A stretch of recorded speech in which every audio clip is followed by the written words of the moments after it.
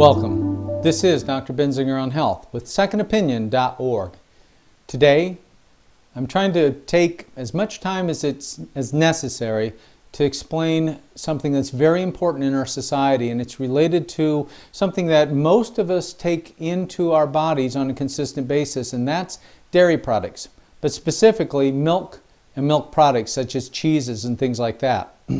A great disservice has been done to this society to prevent its quote-unquote health and safety, and unfortunately have closed their eyes to changes in society over the last 30 or 40 years that should make them make changes so that we get healthier products for the wherewithal and benefit of our families. And raw milk and raw products is what we're going to cover, the health, safety, economics, and legal issues that we face. For many of you that understand that milk, if you're not allergic to it, has great medicinal values for immune system problems over a long period of time. We're going to talk about the safety of raw milk, the common caused food-borne illnesses and pathogens, health benefits of raw versus pasteurized milk, which are extensive, raw milk studies. So the safety of raw milk. The reason raw milk is restricted because of fear of pathogens or infection from raw milk. However, raw milk is uniquely safe. Amazing. Consider the calf, born in the muck, suckles the mother's manure-covered teat. Okay, just think about that. It's kind of a picture, okay? But how can that calf survive from not getting sick? Well, because raw milk contains multiple redundant systems of bioactive components that can reduce or eliminate disease and infection and the pathogens of bacteria in the body. So it has a built-in protective mechanism in raw milk called lactoperoxidase. It uses a small amount of hydrogen peroxide, something called a free radical, to seek out and destroy bad bacteria. It's just built into raw milk. Isn't that interesting? And you already know what you use hydrogen peroxide for. Clean off wounds for bacteria, etc. Okay? In all mammals, secretions of breast milk and tears have lactoperoxidase, its own antibacterial. Okay? And lactoperoxidase levels are 10 times higher in goat's milk than in breast milk, as well as cow's milk. Okay? Other countries looking into lactoperoxidase instead of pasteurization to ensure safety of commercial milk. That's something they're looking into. Okay? Lactoferrin is one of the elements that are within raw milk that's a built-in protection system. It steals iron away from pathogens, those things that can make you sick, and carries it throughout the gut wall into the bloodstream and stimulates the immune system. Lactoferrin, I've recommended it many times to patients just to get lactoferrin for certain autoimmune-based diseases. Polysaccharides, they encourage growth of good bacteria in the gut and then helps you protect that wall. So those that have ulcers or stomach problems, polysaccharides that are in raw milk is very healthy for you. Medium chain fatty acids, they disrupt cell walls of good bacteria. Bad bacteria. In other words, they go out, seek to kill them so they don't affect your body. And the level's so high in goat's milk that's tested for presence of antibiotics can be changed. In other words, the bottom line is because of these medium chain fatty acids, antibiotics didn't even need to be used per se because this was that effective. Okay? Enzymes that are actually within the milk. It disrupts the bacterial cell walls. It attacks bacteria, bad bacteria's walls to kill them. And it has its own antibiotics that bind to foreign microbes and prevent them from migrating outside the gut and initiates your immune system to fight against any bacteria, bad bacteria you do have. Okay? White blood cells are produced. They produce antibodies against specific bacteria that's already in the raw milk. And B lymphocytes, you've heard of lymphocytes at least, okay? They kill foreign bacteria. Call in another part of the immune system to help it fight. Now, all this is in raw milk. When you pasteurize it, all this is gone.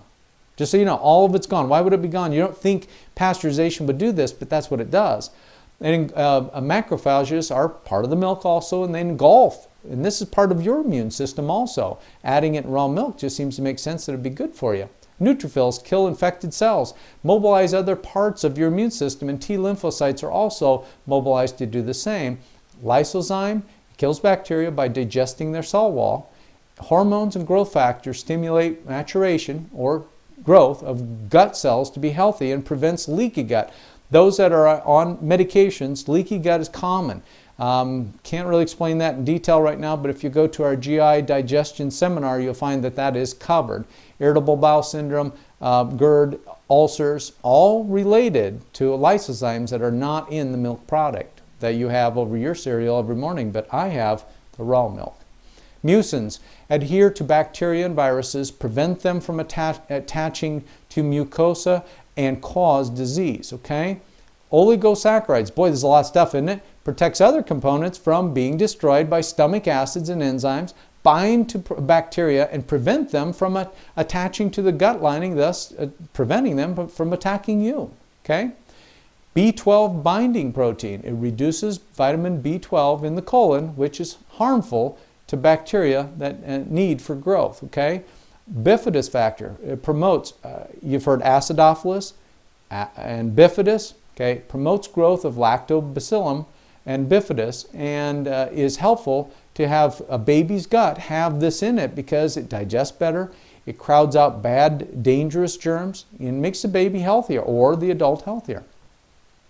Fibronectin increases antimicrobial activity or your immune system and helps repair damaged tissues. So if you look at this chart, you just take a good look right there. You look at breast milk, raw milk, pasteurized milk, and infant formulas. Kind of makes sense, doesn't it? Now we're back to recommending breast milk to all our babies because we finally figured out that we ain't that smart, are we? We're just not smarter than God's rules. We just aren't, okay?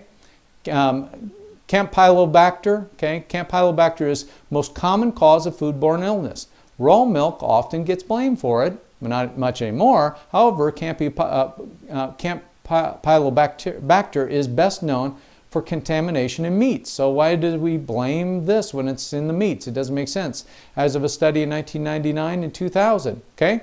Samples of chicken, turkey, pork, and beef. Look at the positive end. Chicken was 70.7% all the way down to beef 0.05%. This should wake you up as to where this bacter is coming from, this bacteria form. It's not coming from raw milk. In fact, it's hard to even get raw milk except for certain states that are smart enough to advance through and grow through the changes that have occurred. Remember, a lot of these protections were made because we didn't have refrigeration and the capacity to protect the milk all the way to the point where it got to your mouth. Nowadays we do, and keep it cold so that bacteria doesn't form. That was the biggest issue. Well, that's pretty much been knocked out, and we still haven't adapted to it. Okay? What we know is raw milk actually fights infection. Okay? Pathogens can multiply in pasteurized milk because there's nothing there to protect it. But raw milk, it's got all kinds of things to protect it. Raw milk actually decreases pathogens. So what they did is they took this really bad Campylobacter and put it in raw milk. And they found that they put in 13 million parts per milliliter. And 9 days later, there was less than 10 in it. In raw milk, okay, bovine strains and poultry strains, again, did the exact same thing. Continues to go down and down and down in raw milk, okay? But if it was put in just pasteurized milk, there would be nothing there to defend it and it would just grow like crazy, okay? Raw milk destroys pathogens through challenge test. Lactoperoxidase in raw milk kills added fungus and bacteria agents that many times are even in the plastics that are carrying it.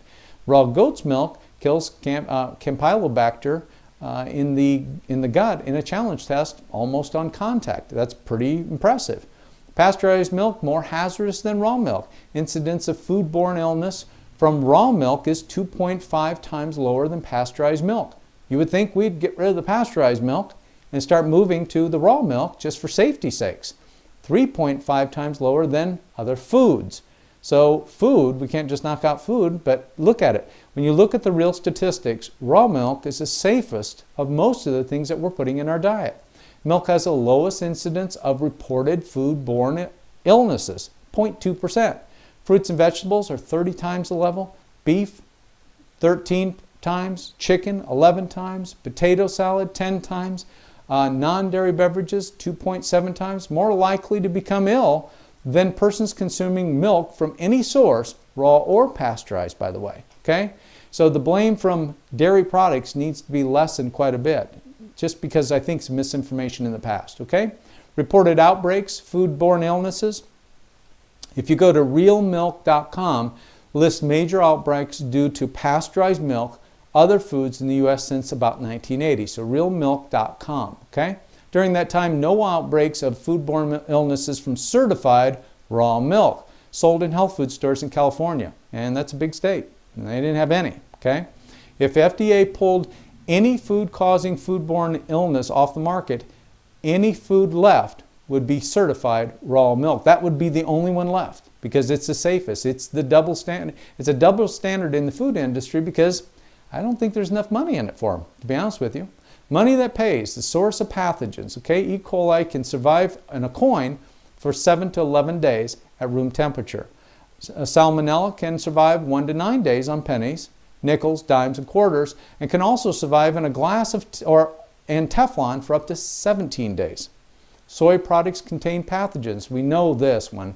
1998 surveys of 4 brands of soy milk found 5 types of microorganisms found and stored in the soy milk samples themselves. And during the storage of 5 degrees Celsius, microbes count increase sharply over 2 to 3 weeks. So soy milk may not be as healthy as people think.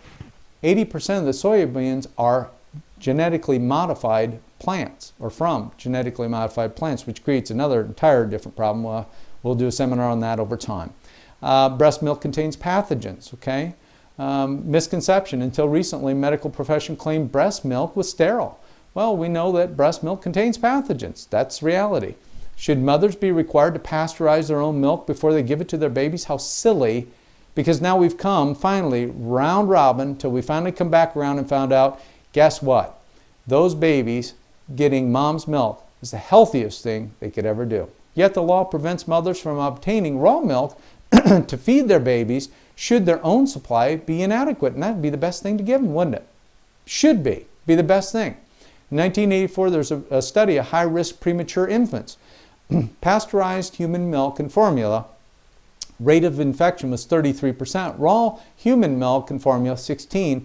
Pasteurized human milk, 14.3%. And raw milk, human milk, 10.5%. Healthiest way to go, isn't it? And so is the cow milk. Okay? All right. So what we need to know is that consumers avoiding commercial milk because of it is pasteurized, comes mostly from cows in confinement. Okay, that's another thing is you might realize how these cows are treated. This encourages poor health and disease. Confined cows live an average of 42 months versus, now think about this, confined cows live an average of 42 months versus 12 to 15 years for a cow on a pasture. Dutch researchers found much lower rates of salmonella infection in dairy herds and cows with access to pasture, in other words, grass, instead of grains only and being locked up. Okay? So what we need to know is this. A good likelihood is that raw milk is a safer approach. So when these things come across your desk and you have an option to influence the votes of your senator and governors, etc., please realize that it's very, very important that there's a protection of finances from businesses more than there is the safety of the people in the United States of America. So the health benefits of raw versus the pasteurized. Proteins in the milk are three-dimensional, like Tinker Toys. They contain vitamins and minerals. They go throughout the gut and the bloodstream and help you get healthy. They enhance your own immune system and they protect against disease.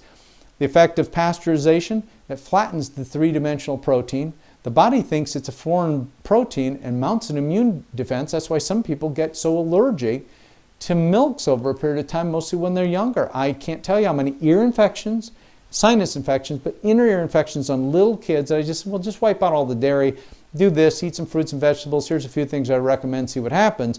You can't believe it. So over 70% of the time I'll get a call back and say, boy, their inner ear problem's gone. And I didn't know that. Why didn't the doctor, and why didn't, well, just because this isn't their field. It's just not what they know. It's just not what they do. I wish they would. It would help, because removing dairy products from most of those kids does assist in most cases, and getting them off all the sweets, dyes, diet things and junk and have them eat pure foods. It just works. Works really well. Kind of simple. Totally in your control. Would be nice to have control, wouldn't it? Diseases. Immune attacks lead to juvenile diabetes, asthma, allergies, and other disorders later in life. Allergies, more and more people unable to tolerate pasteurized milk. One of the top 8 allergens now listed. Some have violent reactions, but not the raw milk. Okay. The effects of commercial pasteurization temperature on vitamins. B1 is down 3 to 20%, B6 becomes inactive, B12 down 10%, but the carrier proteins are all destroyed. Riboflavin is heat stable, but light sensitive. Vitamin C is down 77% on storage when they're stored after pasteurization. Vitamin D down, and it has to be fortified. That's why you get fortified vitamin D, usually a cheaper form than it should be too. Vitamin E, 15%, selenium down 9.7%, iron down 66%, copper 44%, zinc 69.4%, and calcium down 21%. We lose a lot of great benefits, don't we? Raw milk, many non-vitamin components of raw milk contribute to better health, growth, and maturation in children. Okay? And it goes on and on and on. The benefits of raw milk, frankly, should inspire you to fight to find a way to be able to help raw milk get into your child's diet just because it's healthier. A study on raw versus pasteurized milk in Rondley Farm in 1935 to 40, the above, the rat was fed only raw milk. It's good development, healthy fur. The rats below pasteurized milk, poor development, hairless areas, and due to the deficiency of vitamin B6 that should be there. Okay. Bone development, we know it helps bone development faster in the past research.